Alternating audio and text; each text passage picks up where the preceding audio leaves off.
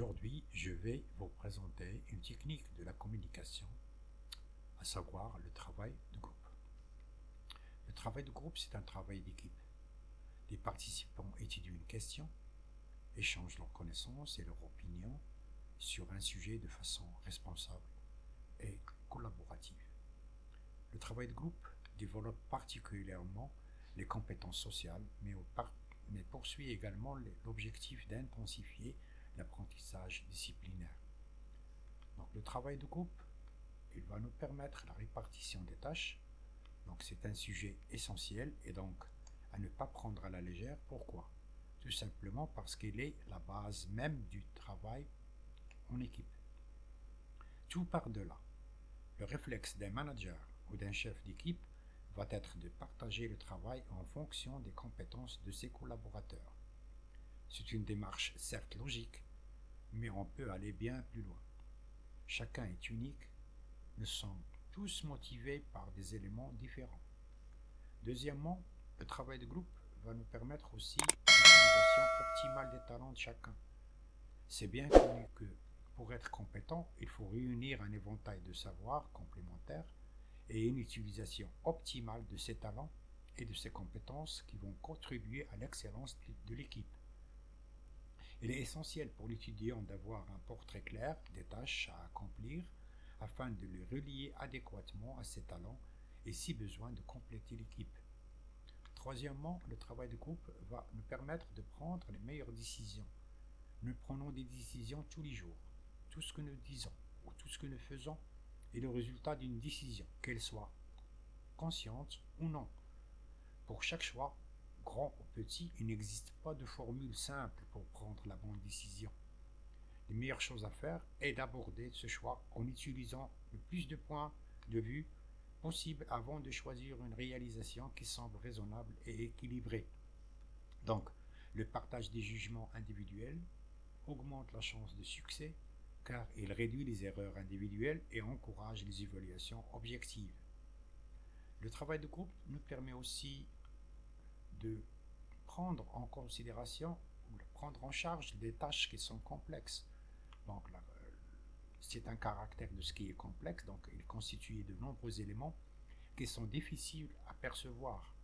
Donc, lorsque les tâches sont complexes, spécialisées et changeantes, il est impossible à une seule personne de posséder toute l'information nécessaire. Le travail de groupe nous permet aussi l'apprentissage. Donc, les membres apprennent les uns des autres. Les liens entre l'apprentissage et l'enseignement ont une carte conceptuelle qui est constituée par 4 approches qui ont des conséquences bien différentes de l'apprentissage. Pourquoi? Parce que apprendre, c'est transmettre. Donc, transmettre des savoirs en renforçant des comportements. Apprendre, c'est aussi traiter de l'information par les mécanismes mentaux internes constitués de la pensée et de l'action. Apprendre, c'est aussi construire des images de la réalité dans des situations d'action. Et enfin, apprendre, c'est échanger du sens dans les rapports sociaux. Donc, le travail de groupe nous permet aussi de se soutenir, de se motiver et de se valoriser mutuellement. Dans une certaine mesure, plus les membres des équipes de projet sont motivés, plus leur niveau d'effort augmente. Dans la gestion des projets, la motivation des membres et des équipes influence positivement et significativement sur leur performance globale. Donc le travail de groupe nous permet aussi de travailler en équipe. Savoir travailler en équipe, c'est comprendre les liens qui existent entre chacun des membres, des liens qui les unissent et qui font la force d'une équipe. Une personne qui a de l'esprit d'équipe fait sa part de travail et aide les autres à accomplir la leur. Il reconnaît la valeur des actions du groupe, il agit dans une attitude collaborative et positive. Donc, enfin, il faut savoir que travailler en équipe est une compétence valorisée par le marché du travail. Qu'est-ce qu'on devrait savoir sur le travail de groupe? Le travail de groupe, premièrement, c'est normal qu'il va y avoir des confrontations des points de vue. Donc, le travail des groupes permet aux étudiants de constater, mais aussi de confronter leurs différents points de vue sur un problème donné. Cette confrontation avec d'autres points de vue entraîne l'étudiant à considérer une situation sous différents angles, à découvrir sa signification de la matière apprise et à développer sa pensée critique. Vous allez me dire que preuve que la confrontation aboutit souvent à une impasse. Oui, c'est vrai. Mais lorsque le désaccord est agrémenté, les interlocuteurs acceptent de fait la remise en cause de leur point de vue personnel et sont prêts à le dépasser afin d'élaborer une solution commune. Et là, tous les progrès sont permis, même les plus importants.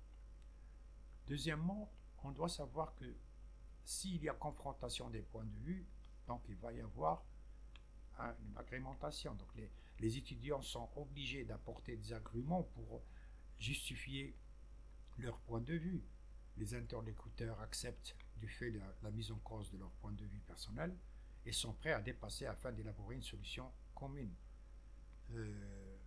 On peut savoir aussi que le travail de groupe va élaborer une position collective avec du respect réciproque et en même temps on va se faire confiance. Le travail de groupe apporte un triple bénéfice. Premièrement, la découverte des compétences cachées. Nous avons tous des compétences cachées qu'on ne s'imagine pas. Donc les étudiants progressent, programment, apprennent selon leur propre organisation. Ils peuvent au sein du groupe se charger des tâches correspondantes à leurs talents et à leurs intérêts. Deuxièmement, la découverte de la puissance zéro, mépris et du respect. Dans le groupe, les élèves développent un sens aigu de la confiance en soi et en même temps, étant liés par un objectif commun, ils ont davantage d'audace, au moins peur des erreurs. Maintenant, on va parler sur les avantages du travail de groupe du point de vue de l'apprenant. Donc, le travail de groupe, les groupes de travail bien organisés et collaboratifs, donc ils vont constituer une méthode de travail qui est appréciée par de nombreux étudiants. Et en même temps, ils peuvent s'entraider, lier et consolider des contacts et ne se sentent pas sous pression par l'enseignant. Le groupe transmet l'idée que l'on peut surmonter ensemble des tâches et des problèmes qui vous dépassent quand vous êtes seul. Donc, à l'aide de ces interactions, les étudiants progressent de façon plus consciente et donc plus efficace. Ceci permet la progression de chaque étudiant à l'intérieur du groupe. Donc, pour que le travail du groupe soit efficace, il faut premièrement un réseau de communication et il doit être homogène dans lequel chaque participant est tenu d'échanger avec les autres. Deuxièmement, il leur faut le matériel de travail ou les informations, donc les éléments ou les données nécessaires à l'élaboration du projet doivent être distribués de manière à ce que sa réalisation requiert en elle-même la participation de chacun. Et troisièmement, un mode de fonctionnement qui implique chacun à la tâche commune de telle façon que cette implication soit un moyen d'accès à l'objectif que l'on propose d'atteindre. Donc les résultats du travail sont élaborés de façon qu'ils soient présentés à toute la classe à la fin de leur conception. C'est en général l'enseignant qui planifie le travail du groupe, mais elle laisse aux élèves leur propre espace d'application. Pendant le travail, l'enseignant se met en retrait, et se contente d'observer, de conseiller et d'évaluer la qualité du travail.